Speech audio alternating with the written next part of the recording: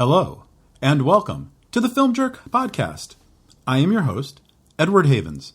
Today's episode is going to look back at one of the smallest and quickest 80s indie distributor flameouts, the Management Company Entertainment Group, or MCEG.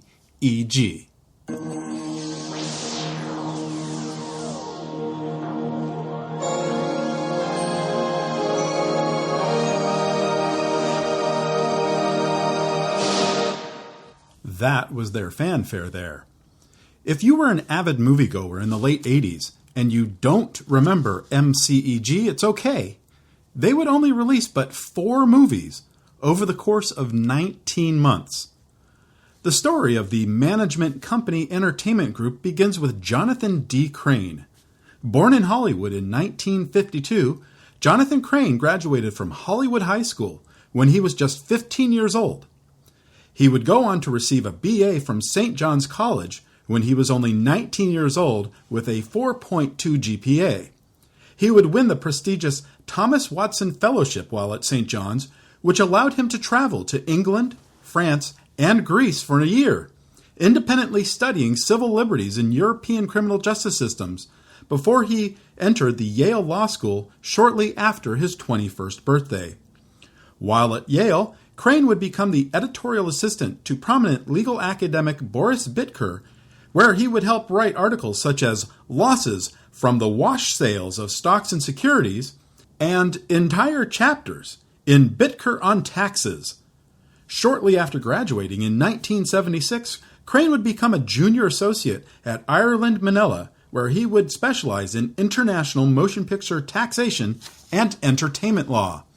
After several years as a lawyer, the profession was eating up Crane's soul, and he would go into group therapy for famous people, where he would meet Sally Kellerman, the Oscar-nominated actress from Robert Altman's MASH, who would become Mrs. Jonathan Crane in 1980, and the filmmaker Blake Edwards, who would become Crane's mentor as he moved from lawyer to producer.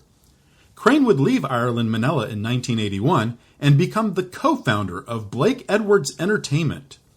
During one of their therapy sessions, Edwards mentioned he was tired of working in the studio system, and Crane pitched the filmmaker an idea to form what would become the first production management company in the film industry. Crane would develop and produce Edwards' movies so the filmmaker could concentrate on the writing and directing. In addition to becoming the CEO of Blake Edwards Entertainment, Crane would quickly become the manager to more than 70 actors and filmmakers, including Sandra Bernhard, Bridget Fonda, Terry Garr, Keith Gordon, Amy Heckerling, Mary Lou Henner, Carol Kane, Sally Kellerman, Howie Mandel, Kelly Preston, and John Travolta. Crane would produce or executive produce 7 films for Edwards between 1982 and 1987.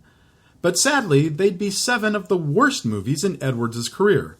A string of crap that included 1982's Trail of the Pink Panther, 1983's Curse of the Pink Panther and The Man Who Loved Women, 1984's Mickey and Maude, 1986's A Fine Mess and That's Life, and 1987's Blind Date. But while Crane was setting up bomb after bomb for Edwards, he was also slowly moving talent and projects from Blake Edwards Entertainment to his own company called Management Company Entertainment. When Edwards found out about this betrayal, he would cut all ties with Crane. In 1987, Crane would revise Management Company Entertainment as the Management Company Entertainment Group and take the company public, raising $9.2 million on its IPO. At the time, the 37-year-old would be the youngest CEO of a publicly traded company. Along with loans from private investors, Crane would start off with a war chest of nearly $100 million, most of which would go to the acquisition of a foreign distribution company, Virgin Vision, from British entrepreneur Richard Branson. Crane would also purchase the British distributor Manson Films, with hundreds of B-movie titles, and Forum Home Video. These acquisitions would give Crane and MCEG a good-sized library of movie titles to hopefully get it through any initial problems. In an interview with Marilyn Beck of the Chicago Tribune in December 1987, Crane would state that he, quote, wanted to set up a company that could finance projects my clients are passionate about. It's one of the best ways to move their careers ahead, unquote. He also stated that while the average studio film cost around $16 million to make at the time, the average MCEG production would be around $3 million. Their first film was easily their best. You know what, Archie? What? Life is sad sometimes. 2 more names. Your name is Roland Goobert. Tell me why you're here! For an assignment. Who the hell do they think I am? I'm in charge here now. The entire school is my responsibility. Don't ever forget that. If the sale goes down the drain, you and the vigils go down the drain. 1 more name. The kid who just left the field. When they wiped out? Kid named Randal. Freshman. His mother just died. Poor kid. That must be hard. You know what he needs? What? Therapy. We can't make your life very bad. Very sad. Father. It's your mother, Jerry. She's proud of you. Put him down for the chocolates. This is more than a sale. It is a crusade. I'm not going to sell the chocolates. The boys have become infected. A terrible disease, difficult to cure. You're missing a lot of things, Jerry. I'm just asking you to take the chocolates and sell them. We're not asking, Archie. We're telling. Like you can come.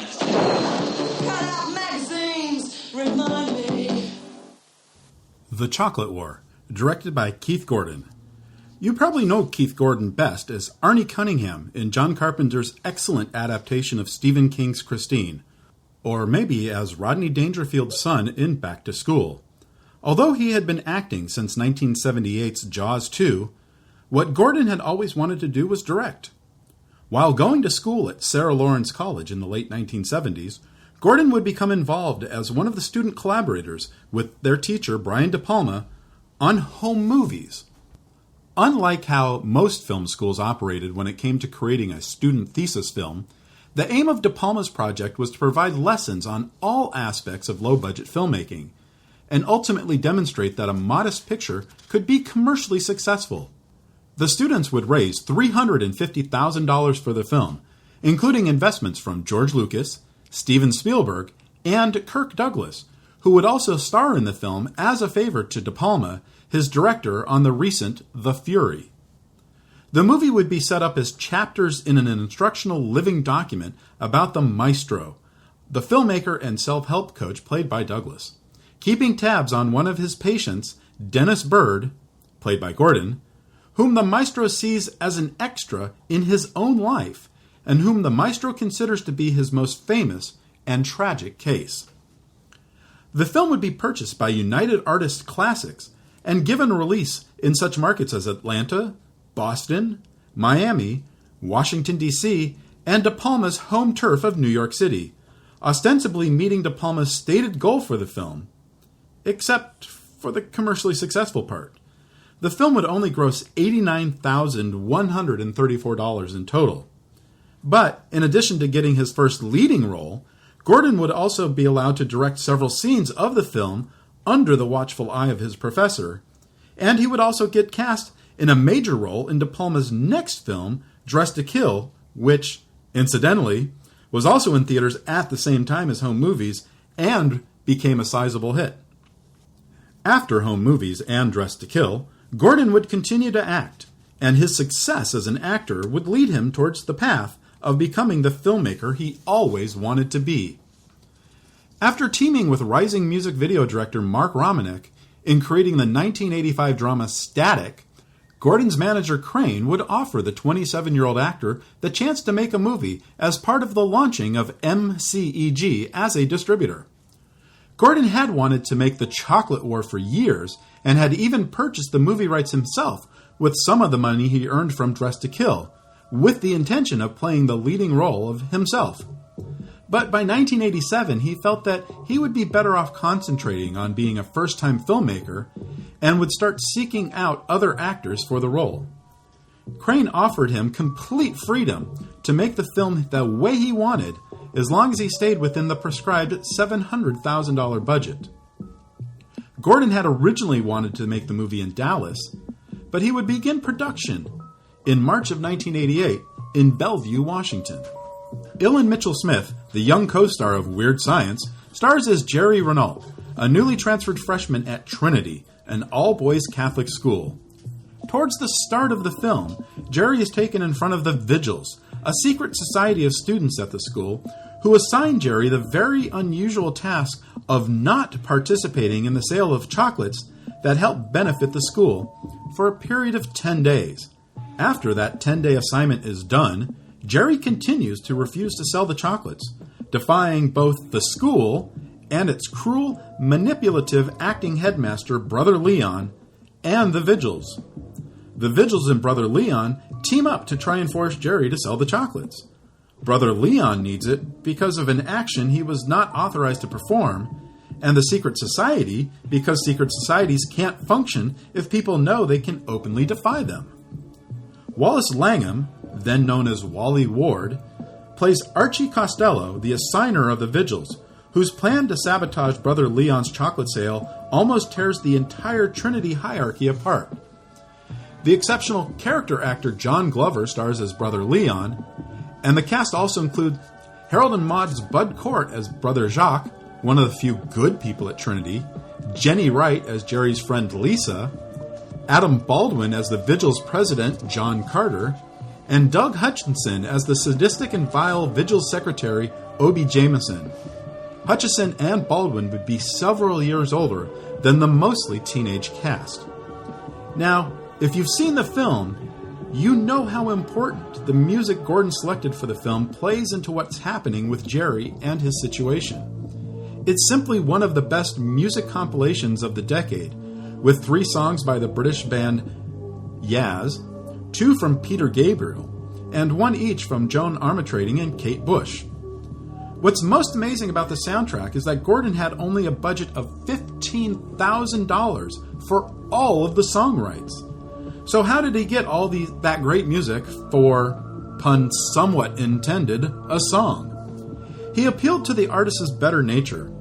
Gordon sent them videotapes of the movie, with where their songs would be placed, hoping the marriage of image and music would be powerful enough to cut the filmmaker some breaks. And it worked.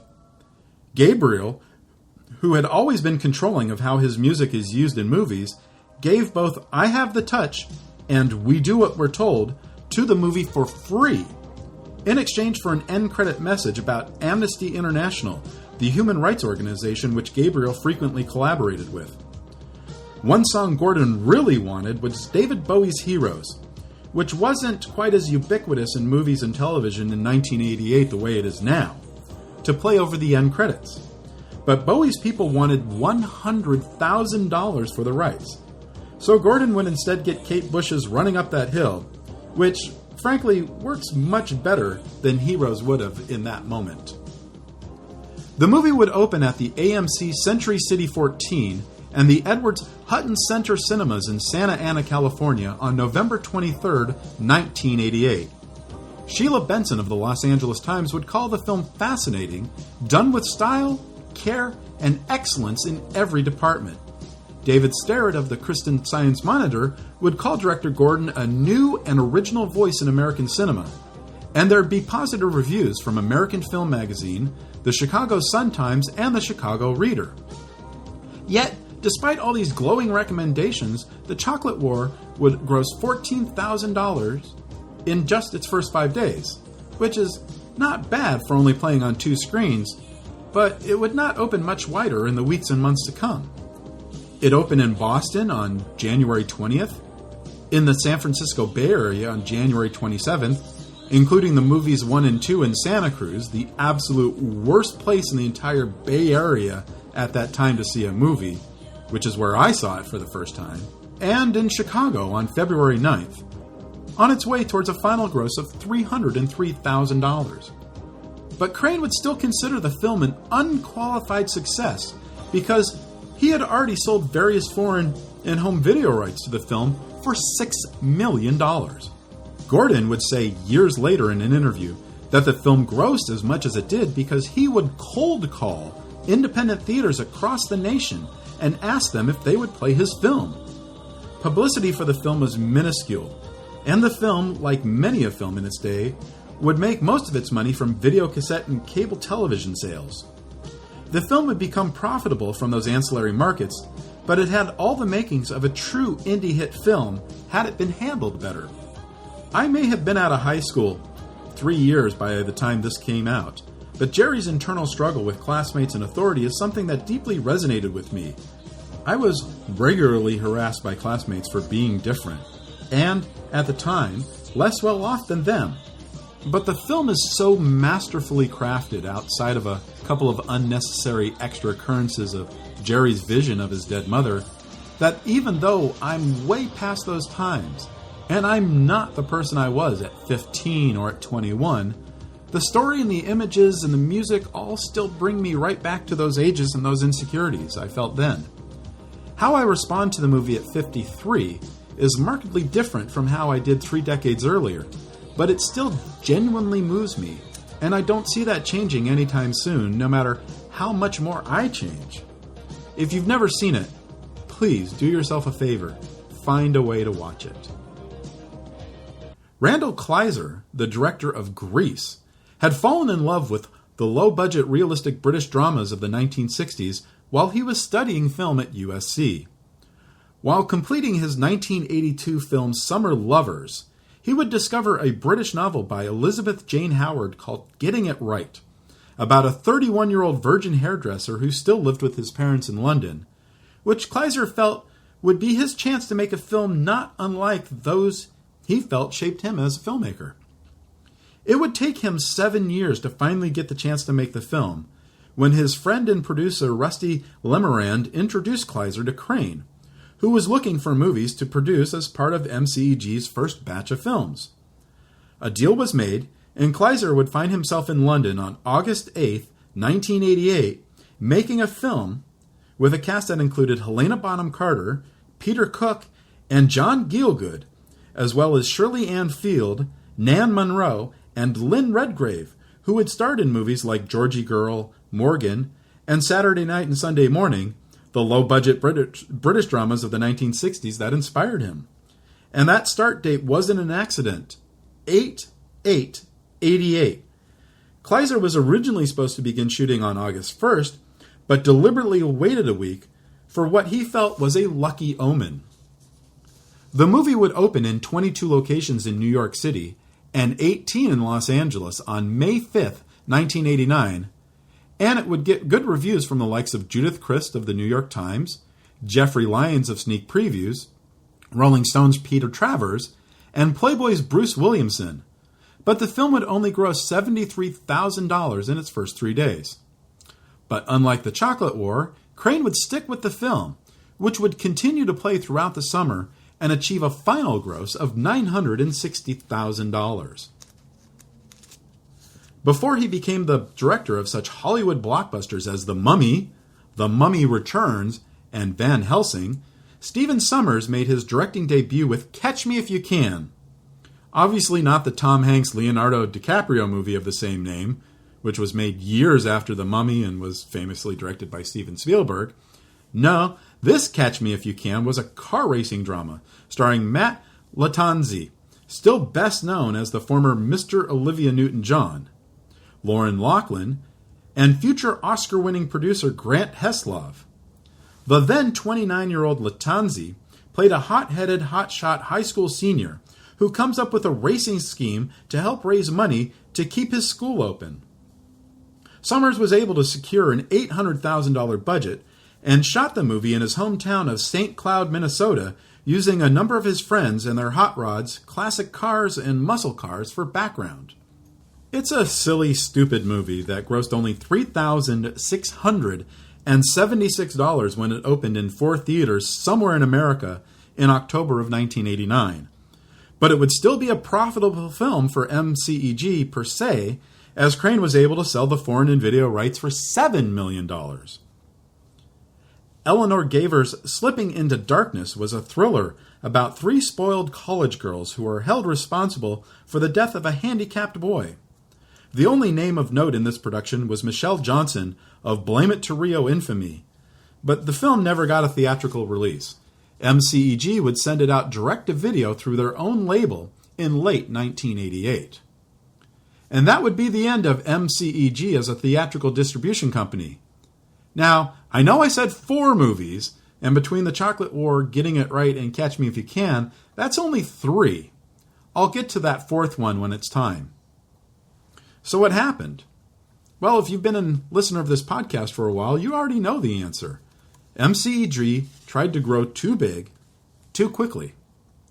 By the fall of 1989, they would already be behind on repayments of a $72.5 million loan with their creditors, including their largest, GE Capital, and another $1.4 million in debenture debt interest, most of that from the purchase of Virgin Vision and Manson Films, which was supposed to help keep them afloat during the lean times. It also didn't help that the chief financial officer, the head of marketing, the head of business affairs, and the head of the talent management operations all left shortly after the release of Getting It Right. In the spring of 1990, just as they were preparing to release their 4th film, Crane would leave MCEG himself, which would be forced to shut down and sell its remaining assets, including the film they currently had in theaters. Ironically, while MCEG was going through these issues, they would also see the release of their biggest hit as a production company. Director Amy Heckerling had hit the big time in 1982 with her directorial debut, Fast Times at Ridgemont High. And then she hit the skids with her next 2 films, 1984's Johnny Dangerously and 1985's National Lampoon's European Vacation. It was during the post-production of that latter film where Heckerling would find herself pregnant. Her husband, bachelor party director Neal Israel, would playfully talk in a baby voice, pretending what their new human might be thinking or saying at particular moments. This inspired Heckerling to start writing a screenplay about a woman who found herself pregnant with a married man's child and her challenges of becoming a single mother, while the very small child comments on what's happening around him.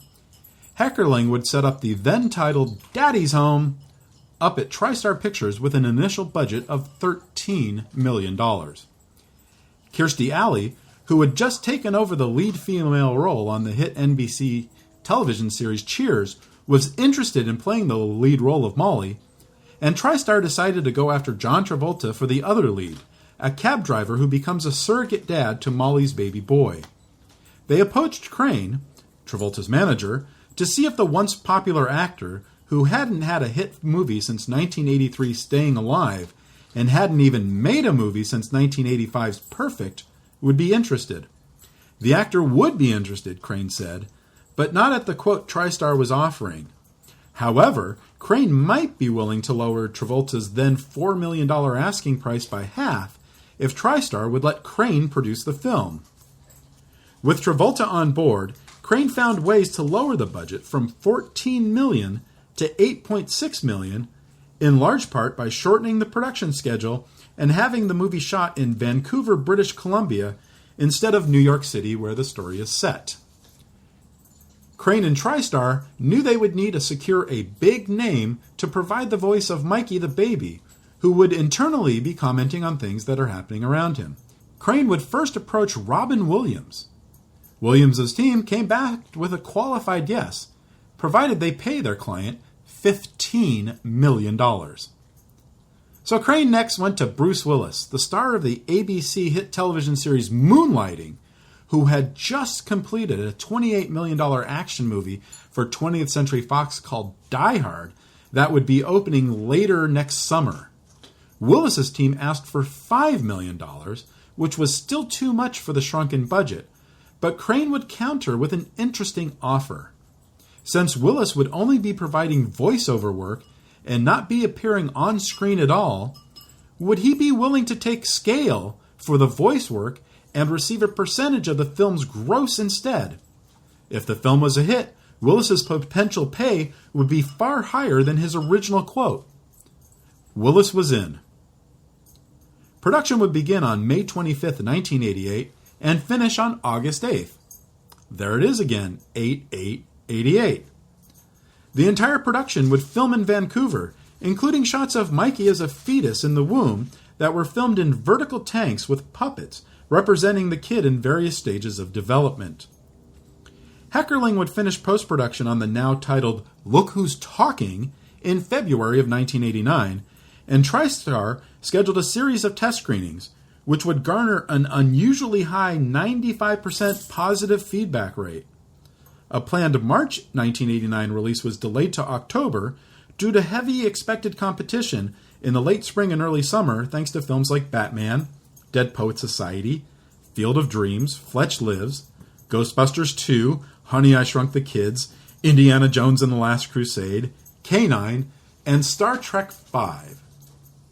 The Saturday night and Sunday afternoon before the October 13th release, TriStar would hold nationwide sneak previews of the film at nearly 450 theaters, where again, audience reaction would be through the roof, 92% rating the film excellent or very high. Opening weekend would greet the film with highly mixed reviews from critics, including one from Daily Variety that predicted a short life in theaters. But the film would open in first place with more than $12.1 million in ticket sales from 1,208 theaters. The second week, first place again with $14.1 million from 1,547 theaters. Week 3, first place. Weeks 4 and 5, first place. Finally, in week 6, would it fall to second place when Paramount released Eddie Murphy's directorial debut, Harlem Nights. But its $8.5 million sixth-week haul would even outgross Disney's first-week release, The Little Mermaid. It wouldn't be until week 10 when Look Who's Talking would fall out of the top 10, but then it'd be right back in the top 10 the following week, and finally fall out of the top 10 in week 14. By early May 1990, the film would still be in theaters and doing $500,000 a week from a few hundred screens, even though it had already been released on home video. In fact, the film would continue to play in theaters until early December 1990, when it finally finished with $140 million in ticket sales, with an additional $156 million internationally through TriStar's big sister, Columbia Pictures, becoming that company's biggest international release of all time. Willis did end up earning more from his gross profit participation than he would have from his original quote, and Heckerling and husband Neal Israel immediately got to work writing a sequel, Look Who's Talking 2. That film would be released in theaters on December 14th, 1990, just 1 week after the first film finally left theaters. MCEG would receive more than $13 million in profits from the release of Look Who's Talking, but it would not be enough to save the company from bankruptcy. It was around this time that MCEG also started selling off titles to other companies.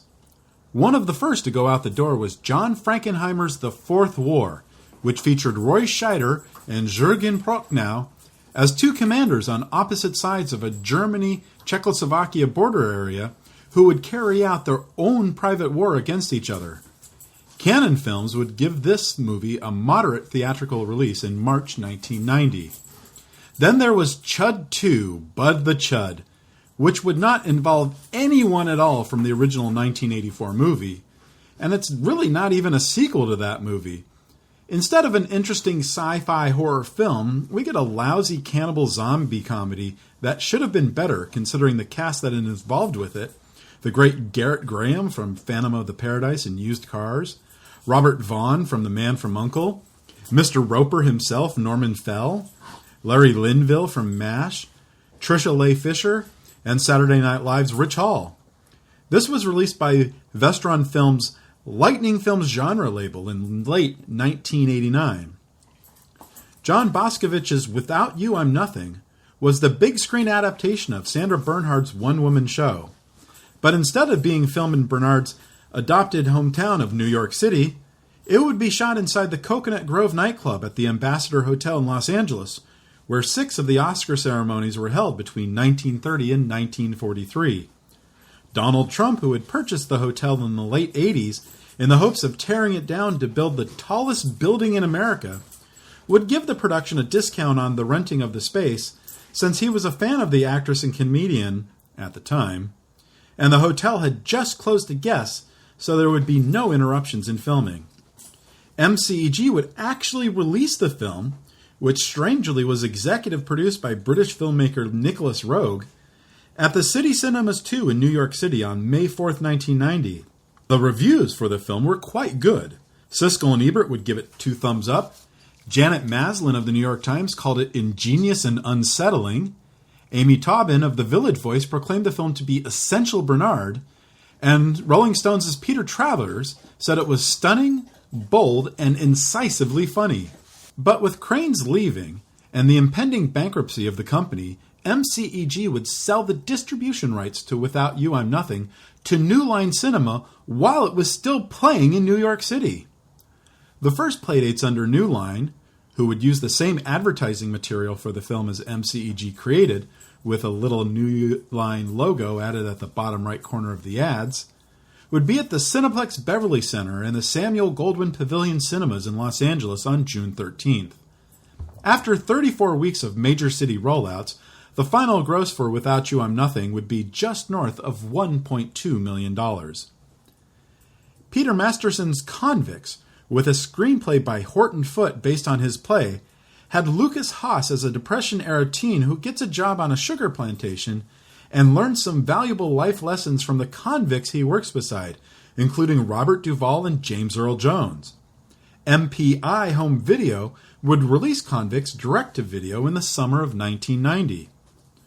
Richard Martini's Limit Up was a comedy about an assistant to a commodities trader who sells her soul to the devil to move up in the trading world. Nancy Allen would play the assistant, Dean Stockwell her smarmy boss, and former SNL star Denitra Vance plays the devil. Rich Hall pops up again in an MCEG production, along with Rance Howard, father of Ron and Clint, and even Ray Charles shows up for a couple of scenes. This one would be direct-to-video through Virgin Video, which was not a part of the Virgin Vision sale, and was still, at the time, controlled by Richard Branson. Hemdale would pick up Nicolas Roeg's mystery thriller Cold Heaven. The then Mrs. Roeg, Teresa Russell, stars as a woman whose faith in God is tested when her husband, played by Mark Harmon, dies and mysteriously comes back to life. The $4.5 million film would go into production weeks before MCEG went belly up, and the filmmakers would have to finish under budget because the money simply ran out. The supporting cast would include Seymour Cassell, Will Patton, James Russo, and Talia Shire. It would open in American theaters on May 29, 1992. The reviews were brutal, and the film would gross just under $100,000. Then there was Breaking the Rules, a coming-of-age dramedy starring Jason Bateman, C. Thomas Howell, Jonathan Silverman, and Annie Potts. Directed by Neal Israel, Bateman plays a cancer-stricken young man whose best friends take him to Los Angeles so he can become a contestant on Jeopardy before he dies. Miramax would give a token theatrical release to the film in October 1992. And then there were 3 MCEG films that would be purchased out of bankruptcy proceedings by the Showtime cable channel, which would start airing in 1992 and 1993, including Boris and Natasha, a live-action version of the cartoon characters, which starred Mrs. Crane, Sally Kellerman, as the voluptuous Russian spy, along with SCTV funny man Dave Thomas as her counterpart. But the filmmakers could not secure the rights to the characters of Rocky or Bullwinkle, although there are 2 very minor characters called Agent Moose and Agent Squirrel towards the end of the film, and neither Kellerman nor Thomas try to affect their characters' very clearly Russian accents, although they do have some vague Slavic-like accents. Crane was able to secure a cameo from John Travolta, playing himself, trying to take Natasha out for a date, but the whole thing is a mess from start to finish. Chains of Gold, a $10 million drama featuring John Travolta as a Miami social worker who goes looking for a fatherless boy, played by Joey Lawrence, that he's been helping. It's got a great supporting cast: Benjamin Bratt, Bernie Casey, Hector Elizondo, Conchata Ferrell, and Mary Lou Henner. And Fatal Charm, which ostensibly stars Chris Atkins and Can't Buy Me Love star Amanda Peterson, this thriller also had a supporting cast many films would kill for, including Peggy Lipton, James Remar, and Andrew Robinson. Crane himself, upon leaving MCEG, would start up the Crane Group, another production and management company. Some of his MCEG clients would join him at the Crane Group, most importantly Kelly Preston and John Travolta, but he would pick up a few new clients, including Kim Basinger. But he would lose most of his clients before the end of the decade, with the final blow coming in 2002, when Preston and Travolta would sever ties with their manager of nearly 20 years. After several failures at the box office between 1999 and 2002, including the ill-conceived Battlefield Earth. Crane would become a professor for the UCLA Extension Program, teaching a class on motion picture production and talent management to more than 10,000 students between 2002 and 2016, and it was consistently ranked as one of the best classes offered by the Extension Program. He would also publish a book, A Revolutionary Approach to the Art and Science of Movie Making, a treatise on fixing the accidental industry, in 2005. Crane and Kellerman adopted twins Jack and Hannah in 1989, and they would remain married until his sudden passing on August 1st, 2016 in Los Angeles. His daughter Hannah would follow him in passing from an overdose of heroin and methamphetamines less than 3 months later. At the time of his passing, Crane had just started up yet another new management and production company, this one called The Edge, which was planning to finance, produce, and distribute up to 15 movies a year. In addition to producing or executive producing 46 films between 1982 and 2003, Crane also wrote 2 films: 1995's The Point of Betrayal, a thriller directed by Limit Up director Richard Martini, and 2010's Father of Invention, a comedy drama starring Kevin Spacey and Heather Graham. Both films would only receive token theatrical releases. Thank you for listening. We'll talk again soon. The Film Jerk podcast has been researched, written, narrated, and edited by Edward Havens. As we are an independent podcast without a network of websites to help promote the show, we rely on word of mouth to get out the word about the show. So please help get the word out. And as always, I look forward to your comments about the show. You can leave me a note on this podcast's page at filmjerk.com, or you can leave me a message on my Twitter feeds at Edward A. Havens or at FilmJerk. The Film Jerk podcast has been a production of Idiosyncratic Entertainment. Thank you again. Good night.